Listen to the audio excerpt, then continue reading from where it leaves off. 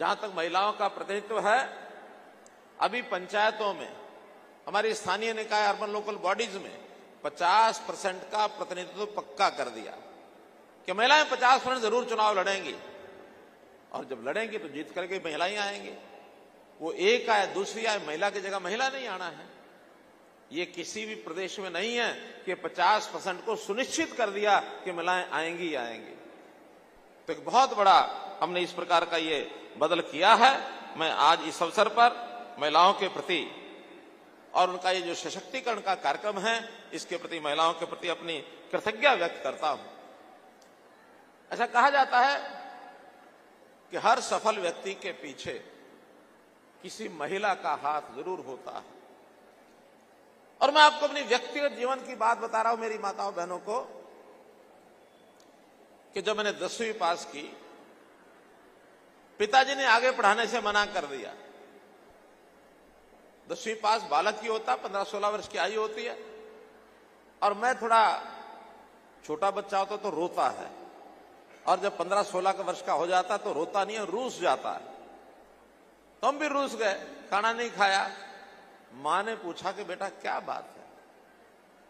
मैंने कहा मां मुझे आगे पढ़ना है, पिताजी ने मना कर दिया है। कहने लगे बेटा तुम्हारे पिताजी पैसे वैसे देने से डरते हैं, पैसे नहीं होंगे इसलिए नहीं दिए होंगे, या उनका मन होगा कि तुम काम करो, जाओ मैं तुम्हें पैसे देती हूं। उस जमाने में 300 रुपए मुझे दिया और मैं पढ़ाई करने के लिए कॉलेज में एडमिशन लेके आया। तो मेरी आज की सफलता के पीछे मैं कहता हूं मेरी मां का हाथ है। मां ने मुझे वो पैसे न दिए होते तो शायद मैं आपके सामने इस प्रकार से, इस भूमिका में शायद ना खड़ा हो पाता। तो सफलता का कारण मां है। मां अपने बच्चों का जितना ध्यान रखती है, शायद पिता या पुरुष कोई भी, स्नेह तो बराबर दोनों का होता है, लेकिन अंतर है मां की भावना, मां का दिल, मां का मन, ये अपने बच्चों को कैसे सहेलती, कैसे आगे बढ़ाती है। तो मैं आज पुत्र होने के नाते, अपनी माताओं का, भाई होने के नाते अपनी अब सब बहनों का मैं अभिनंदन करता हूं इस मातृ सम्मान दिवस के अवसर पर। हम जानते हैं कि महिलाएं कितना आगे बढ़ गई हैं, हर क्षेत्र में आगे बढ़ी हैं, चाहे वो शिक्षा हो, चाहे वो खेल हो, चाहे समाज सेवा हो, चाहे राजनीति हो, चाहे ज्ञान विज्ञान हो। किसी क्षेत्र में महिलाएं आज पीछे नहीं है, हर क्षेत्र में महिलाएं आगे बढ़ रही हैं। अवसर मिलना चाहिए, और अवसर अब महिलाओं को मिलने लगा है। हरियाणा में भी इस विकास में महिलाओं की भागीदारी ये बहुत है, और उन्होंने अपनी योग्यता और क्षमता के आधार पर जो छाप छोड़ी है, बहुत के क्षेत्रों के अंदर महिलाएं जो हैं अव्वल आई हैं, प्रथम आई हैं। न केवल हरियाणा में प्रथम आई हैं, देश में भी और कुछ स्थानों पर तो दुनिया में भी अव्वल आई हैं। और उन अव्वल महिलाओं का वैसे तो आप सब जानते हैं, लेकिन मैं आपको कुछ नाम लेके बताना चाहूंगा। तो हमारे यहां पहली महिला उपराज्यपाल यानी गवर्नर हरियाणा की बहन चंद्रावती बनी, यानी उस समय पहले कोई और नहीं थी, चंद्रावती यहां की पहली गवर्नर बनी। विधानसभा की अध्यक्ष भी बहन शन्नो देवी बनी विधायक बनने के बाद। अध्यक्ष का काम बहुत कठिन होता तो भी वो बनी। और हम जानते हैं जिनके नाम से आज हमने एक पुरस्कार दिया है, इसी करनाल की बेटी, अंतरिक्ष महिला यात्री, पहली अंतरिक्ष महिला यात्री थी दुनिया की, वो बहन कल्पना चावला। उनके नाम से आज जो पुरस्कार दिया गया है, ज्ञान विज्ञान का पुरस्कार, वो भी पहली अंतरिक्ष महिला यात्री। इसी प्रकार पहली जो पहलवान है, ओलंपिक कांस्य पदक जो लेकर के आई, मुझे अवसर मिला उसको सम्मानित करने का बहादुरगढ़ में, साक्षी मलिक, ये ओलंपिक की पहली कांस्य पदक विजेता रही है। इसी प्रकार पहली जो पहलवान राष्ट्रमंडल स्वर्ण पदक जिसने जीता वो गीता फोगाट। पहली महिला पैरा ओलंपिक रजत विजेता थी दीपा मलिक। पहली हमारी महिला एवरेस्ट पर्वतारोही संतोष यादव। ये सब हरियाणा का नाम बता रहा हूं। तो हरियाणा में बहुत कीर्तिमान खड़े किए गए हैं। WWE रेसलर, बहुत कठिन काम होता है, कविता दलाल ये बनी है। पहली महिला अर्जुन पुरस्कार विजेता गीतिका जाखड़। प्रथम महिला भीम पुरस्कार विजेता सुनीता शर्मा, प्रथम महिला मिस वर्ल्ड खिताब विजेता मानुषी छिल्लर। ये वर्ल्ड रिकॉर्ड है इनका, तो ये खिताब इन्होंने जीता। पहली पायलट वो भी हरियाणा से थी, प्रियंका बेनीवाल। पहली बीएसएफ में असिस्टेंट कमांडेंट सौम्या, ये असिस्टेंट कमांडेंट बनी बीएसएफ में। तो इस प्रकार से कितने ही नाम ये गिनाए जा सकते हैं। भाइयों बहनों, एक बहुत ही काम ऐसा जिसको मैं तो ये कहूंगा दुनिया का एक बहुत बड़ा अजूबा हुआ है। ये इस प्रदेश को, हरियाणा को, कभी बेटियों को मारने वाला प्रदेश जाना जाता था, और ये बात दुनिया को पता थी, हमारे देश के सरकारों को भी पता थी, प्रदेश के सरकारों को भी पता थी। लेकिन इसको ठीक करने के लिए सबसे पहले आगे कौन आया? अपने देश के उस समय के बने हुए प्रधानमंत्री, 2014 में जो प्रधानमंत्री बने थे, नरेंद्र मोदी जी। हमारी भी सरकार आई थी अभी 2014 में। मोदी जी ने मुझे कहा कि हरियाणा के ऊपर से ये कलंक मिटाना है। हमने कहा हम हर प्रकार से तैयार हैं। 22 जनवरी 2015 को पानीपत में, पड़ोस में, आज से लगभग 10 गुना महिलाएं होंगी, 1 लाख से ऊपर महिलाएं, और वहां एक संकल्प लिया गया कि इस कलंक को हम मिटाएंगे।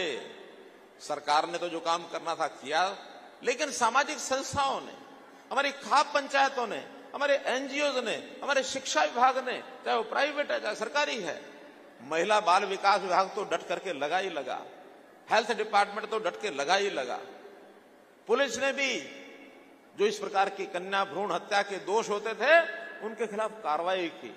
और मुझे खुशी है आपको बताते हुए कि 2014 में जब ये अभियान चलाया था, ये महिला का जो जेंडर रेशो, यानी एक प्रकार से जो जेंडर रेशो, जन्म दर का जो अनुपात, लिंगानुपात, ये था 871।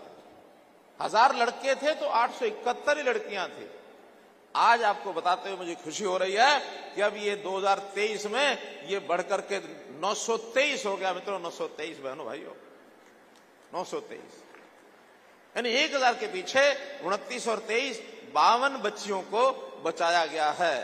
1000 पुरुष, 1000 महिलाएं, जिसमें से 52 बच्चियां बढ़ के अब इतने महीनों से, इतने सालों से ये जो काम है, लगभग 30,000 से ऊपर बच्चियां जिनको गर्भ में मारने से बचा लिया। ये काम आपकी हरियाणा सरकार ने किया है, आपके सहयोग से किया। आज वो बेटियां बहुत तो पढ़ाई लिखाई के अंदर भी आगे बढ़ गई होंगी। तो इस अभियान को हमने चलाया, बहुत बड़ा काम किया है। हमारा महिलाओं को रोजगार देने के लिए ग्राम विकास मंत्रालय, उन्होंने अभियान छेड़ा है। हरियाणा ग्रामीण आजीविका मिशन, HSRL, RLM। तो इस प्रकार से इसका एक बहुत बड़ा काम हरियाणा में हो रहा है। आज बहुत सी बहनें यहां आई और उन सब विषयों में पुरस्कार लेके गई। हमारे आंगनवाड़ी की बहनें पुरस्कार लेके गई। हमारी महिलाएं जो कुछ ना कुछ विशेष काम किया, चाहे शौर्य में किया, चाहे सेवा में किया, उन्होंने पुरस्कार लिए हैं। आज 154 पुरस्कार दिए गए हैं, जिनमें लगभग भागीदार 500 महिलाएं जरूर रही होंगी, बल्कि इससे ज्यादा रही होंगी। तो इतना सारा अग्रणी होकर के काम कर रहे हैं। हमारा जो ग्रामीण आजीविका मिशन है, इस मिशन के अंतर्गत सेल्फ हेल्प ग्रुप की संख्या इस समय 56,434 सेल्फ हेल्प ग्रुप की संख्या है। और इस सेल्फ हेल्प ग्रुप में 56,000 तो ग्रुप हैं। अगर 10 की भी एवरेज हम लगाएं तो 5 लाख से ऊपर बहनें इनमें काम करती हैं। और हर बहन 15,000, 20,000, 25,000, 10,000 कुछ ना कुछ आजीविका कमाती है। अपने घर परिवार का खर्च चलाने के लिए बहुत बड़ा योगदान उनको हुआ है। इसमें लगातार विभाग काम कर रहा है और बहुत सी महिलाएं उद्यमी होकर के आगे निकली हैं, खेती के काम में आगे निकल गई हैं। हायरिंग सेंटर्स जो इस प्रकार के चलाते हैं वो चलाने लग गई हैं। बहुत से ऐसे वीटा बिक्री केंद्र, सेल्फ हेल्प ग्रुप की कैंटीन, बैंक सुविधा प्रदाता, तो इस प्रकार से इन लोगों को जोड़ा गया है। मैं एक निवेदन ऐसे सब सेल्फ हेल्प ग्रुप के लोगों को करना चाहता हूं। आज हमने भी सरकार के नाते एक विशेष योजना बनाई है। परिवार पहचान पत्र के माध्यम से परिवारों को छांटा है कि जिन परिवारों में 1 लाख रुपया साल से कम आय है, ऐसे परिवार के किसी एक सदस्य को आजीविका के माध्यम से उसकी इनकम कैसे बढ़ाई जाए, आय कैसे बढ़ाई जाए। 7.5 लाख परिवार हैं भाइयों बहनों ये। तो इस 7.5 लाख परिवारों में हमने इस वर्ष 1 लाख का टारगेट रखा था। 80,000 के लगभग एप्लीकेशन हमारे डिपार्टमेंट ने इसको चयन कर लिया है। अगले साल का 2 लाख का टारगेट रखा है, 2 लाख का। अब इसमें मैं जो अपील करना चाहता हूं, हो सकता है कोई परिवार ऐसा हो जहां कमाने की क्षमता रखने वाला या कोई इस प्रकार का जवान नहीं है जो घर के लिए कुछ कमा सके, और हो सकता है केवल महिला ही ऐसी हो जिसके ऊपर परिवार निर्भर है, और वो महिला भी हो सकता है उतनी सक्षम अभी तक नहीं होगी कि वो अपना काम अपने पैरों पर खड़ी होकर कर सके। तो मैं सेल्फ हेल्प ग्रुप कहता हूं, अपने आसपास के ऐसे परिवार जिनकी आय 1 लाख रुपया साल से कम है, सूचियां हम उपलब्ध करा देंगे, और उसके बाद किसी एक महिला को एक ग्रुप में जोड़ लें। काम चाहे वो कम भी करे तब भी एक महिला को जोड़ लेंगे, तो आपकी अगर 10,000 15,000 की आमदन है, उसकी भी 10-15,000 रुपया आमदन हो जाएगी। और इस तरीके से 50,000 सेल्फ हेल्प ग्रुप 50,000 परिवारों को और आगे बढ़ा सकते हैं। मानो हमारा टारगेट 2 लाख का है, इस 50,000 परिवारों को कम से कम सेल्फ हेल्प ग्रुप अडॉप्ट कर लें, उनके परिवारों की आय बढ़ा दें, क्योंकि हम चाहते हैं गरीब ना रहे, उसको कैसे हम उसकी आय बढ़ाएं, ताकि उसकी आदत मुफ्त लेने की बजाय अपने पैरों पर खड़ा होकर कमाई करके स्वाभिमान से माथा ऊंचा करके सीना चौड़ा करके वो भी जाके जीने का, उसका बच्चों को पालने का, बच्चों को पढ़ाने का, घर में छोटी मोटी जरूरतें पूरा करने का अवसर उसको मिले। अपनी कमाई से जब कोई आदमी काम करता है, उसकी खुशी, उसका आनंद कुछ और ही होता है। तो भाइयों बहनों, मेरा ये आपसे अपील है कि ऐसे इन सेल्फ हेल्प ग्रुप में हम लोग उनकी सहायता करें। सेल्फ हेल्प ग्रुप में सरकार भी सहायता करती है, करवाती है, बैंक भी करते हैं। अभी तक 796 करोड़ रुपया वित्तीय सहायता सेल्फ हेल्प ग्रुप को की जा चुकी है, बहुत बड़ी राशि है। इसी प्रकार बहुत सी सुविधाएं दी गई हैं, चाहे 5 लाख रुपए तक का ऋण है उस पर स्टाम्प शुल्क की छूट दी है, PRI का मैंने बता ही दिया। राशन डिपो 33% राशन डिपो अब आगे महिलाओं के लिए रिजर्व होंगे, महिलाओं को मिलेंगे राशन डिपो। अभी तक कोई भी आता था ले जाता था, ऐसा नहीं कि पहले महिलाएं नहीं हैं, लेकिन अब 33% तो सुनिश्चित करेंगे कि उतने राशन डिपो महिलाएं जरूर चलाएं। बहुत सी योजनाएं, विवाह की शगुन योजनाएं चलाई हैं, वो SC के लिए अलग हैं, BC के लिए अलग हैं, BPL परिवारों के लिए अलग हैं, जो हमारे विमुक्त और टपरीवास के लिए अलग हैं, विधवा बहनों की शादी के लिए अलग है, खिलाड़ियों के लिए अलग है, सामूहिक विवाह इसके लिए भी योजना है कि अगर 10 या 10 से ज्यादा विवाह कोई संस्था करती है इकट्ठे, तो उनको भी प्रति शादी 51,000 रुपए का शगुन ये सरकार की ओर से दिया जाता है, ताकि परिवार में कोई गरीब परिवार है, उसकी बेटी की शादी पैसे के कारण से न रुक जाए। कहीं 31,000, कहीं 51,000, कहीं 71,000, ऐसी बहुत योजनाएं हमने बनाई हैं। इसी प्रकार कोरोना में जो निराश्रित हुई बेटियां, उनको भी शादी के समय 51,000 रुपए का शगुन ये उनको भी दिया जाता है। योजनाएं बहुत हमने बनाई हैं। मेरा तो आपसे निवेदन इतना ही है कि इन योजनाओं की जानकारी सब गरीब परिवारों को, उनकी महिलाओं को मिलनी चाहिए। जानकारी नहीं मिलती है तो उसका लाभ नहीं उठा पाती हैं। आप क्योंकि पूरे हरियाणा में फैले हुए हैं, 50,000 अगर सेल्फ हेल्प ग्रुप हैं, और मान लो हमारे जैसे अब 22 जिले हैं, ऑन एवरेज भी 2,500 एक जिले में बैठती हैं। तो ऐसे सेल्फ हेल्प ग्रुप अपने अपने गांव में, शहरों में, सब जगह फैल करके ऐसे गरीबों को ढूंढो। आप न ढूंढ सके, हमारे पास ये डाटा है, हम परिवार पहचान पत्र के हिसाब से आपको आपके एरिया की सब उन गरीब परिवारों की सूची उपलब्ध करा सकते हैं, ताकि उनकी सहायता के लिए आप आगे आएं। बहुत ऐसे महिलाओं के प्रति जो अपराध होते हैं महिलाओं के विरुद्ध, उन अपराधों को रोकने के लिए भी हमने जो काम किए हैं आपको सबको पता है। फास्ट ट्रैक कोर्ट्स ये महिलाओं के लिए बनाए गए हैं। हमने दुर्गा शक्ति ऐप, दुर्गा शक्ति वाहिनी, दुर्गा शक्ति रैपिड एक्शन फोर्स ये सब बनाए हैं। महिला थाने खोले हैं जो कभी 2014 में 2 थाने होते थे, अब प्रदेश में 29 थाने हैं महिला थाने।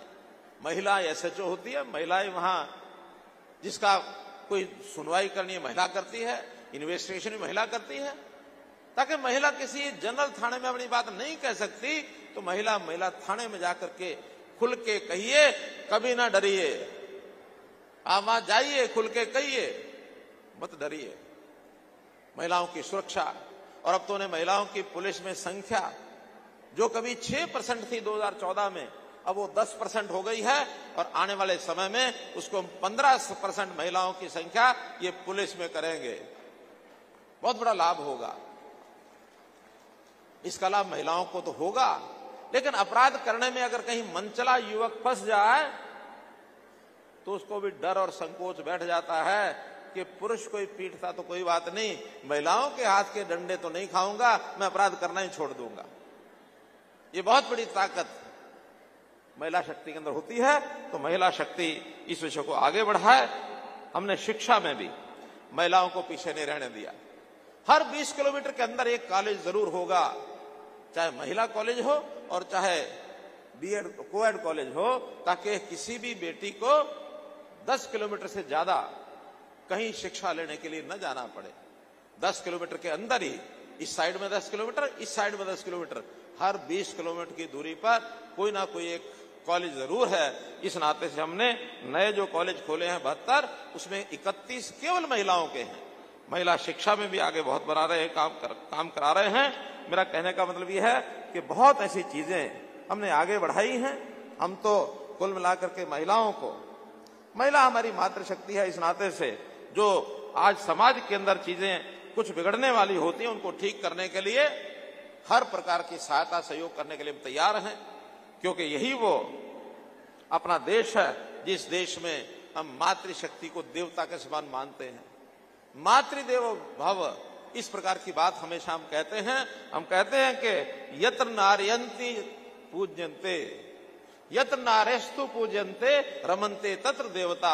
नारी की पूजा जहां होती है और वहां देवता वास करते हैं। तो हमारा ये जो देश है नारी को मां की तरह पूजता है। नारी की रक्षा सुरक्षा करने के लिए हमेशा हम तैयार रहते हैं। इसलिए आज इस बात का हम संकल्प लें कि हम अपने देश में, अपने प्रदेश में नारी के विरुद्ध होने वाला कोई भी अपराध, उसको रोकेंगे। नारी का सम्मान ये हम बढ़ाएंगे। नारी की रक्षा सुरक्षा हर तरीके से करना हमारा दायित्व है। आज इस अवसर पर हजारों की संख्या में आप लोग आए और यहाँ आपने मेरी बात सुनी है। कुछ एक दो चीजों की जानकारियां वो मैं आपको और देना चाहता हूं। जैसे एक हमने पीछे घरोंडा में एक घोषणा की थी कि प्रदेश का पहला जो SHG training centre, self help group को ट्रेनिंग भी चाहिए ताकि काम वो कर सके, तो ऐसे एक 3.5 करोड़ रुपए की लागत से ये पहला प्रदेश का एक ट्रेनिंग सेंटर खोला है। और मैं विभाग को कहूंगा इस प्रकार के ट्रेनिंग सेंटर और भी जो है ज्यादा खुलने चाहिए। इसी प्रकार सेल्फ हेल्प ग्रुप में बहुत से प्रोडक्ट, उत्पाद ये हम बनाते हैं, निर्माण करते हैं। तो हमारी बातचीत हुई है, जो फ्लिपकार्ट लिमिटेड है कंपनी, फ्लिपकार्ट कंपनी में हमारी जो सहायता समूह बहनें हैं वो अपना जो सामान है उस डिजिटल मार्केटिंग के माध्यम से जो सारे देश में बिक सकता है वहां रजिस्टर कराइए और अपना सामान फ्लिपकार्ट लिमिटेड माध्यम से अगर हम करेंगे, हमने एक समझौता भी उनसे किया है, उस नाते से आपकी आजीविका ये बढ़ेगी।